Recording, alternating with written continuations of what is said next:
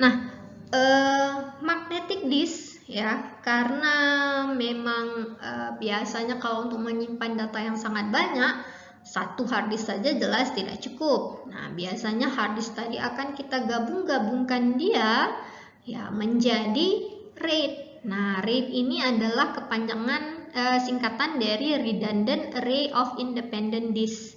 Jadi RAID ini adalah suatu teknologi untuk mengkoneksikan banyak perangkat secondary storage dan memanfaatkannya sebagai satu media storage. Jadi ada beberapa storage, nah kan kita gabungkan. Nah, jadi sewaktu kita manfaatkan, kita menganggap yang beberapa tadi seperti satu medianya saja.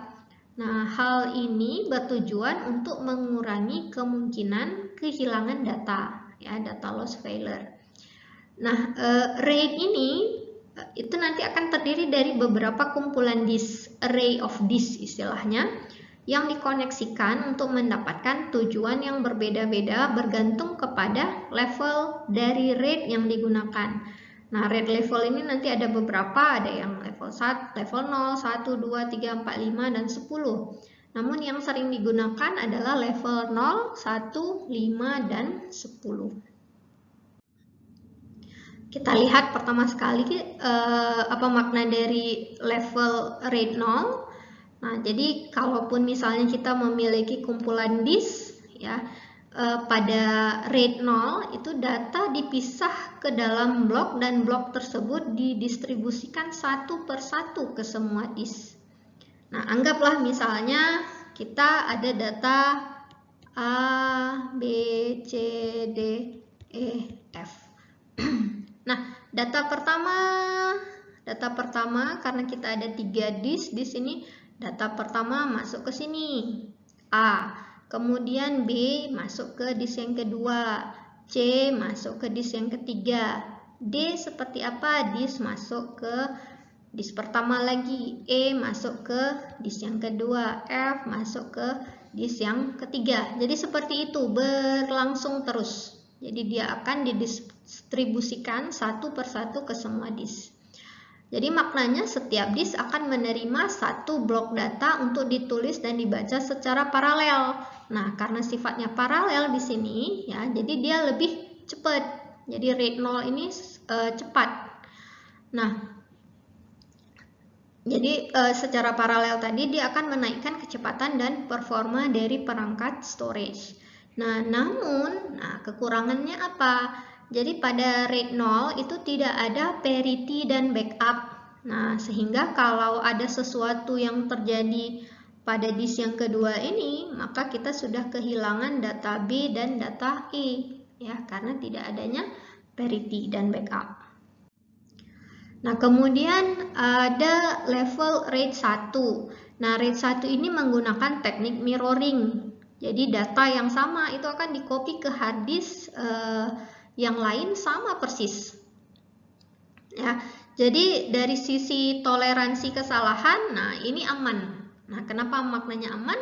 Kalaupun ada disk yang ini bermasalah, maka kita masih ada data yang sama tersedia pada disk yang lainnya. Kemudian ada RAID 5. Ya, RAID 5 ini kita menulis data ke disk yang berbeda-beda, namun ada tambahan parity data yang disimpan pada setiap disk. Jadi minimal kita perlu 3 hard disk di sini ya. Nah, parity ini dibuat dengan cara menambahkan checksum.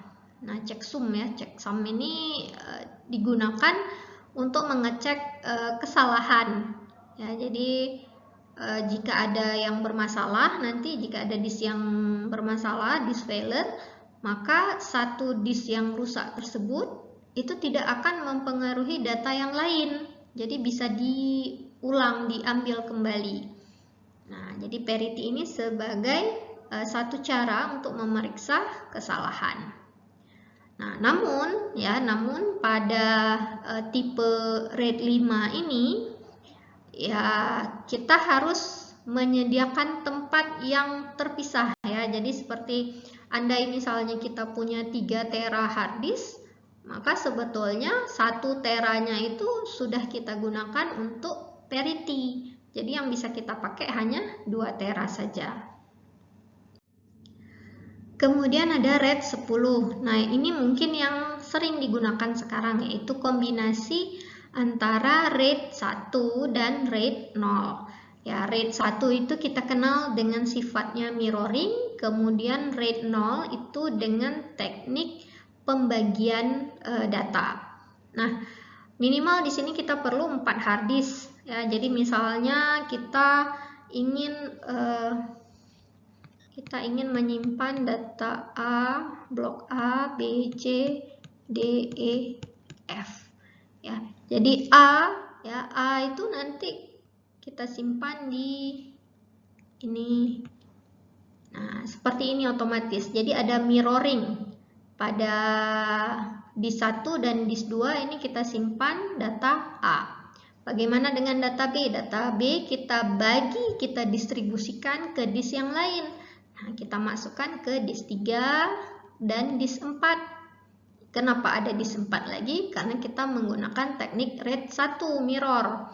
Kemudian bagaimana dengan data C? Nah, data C juga akan masuk ke disk 1 dan disk 2.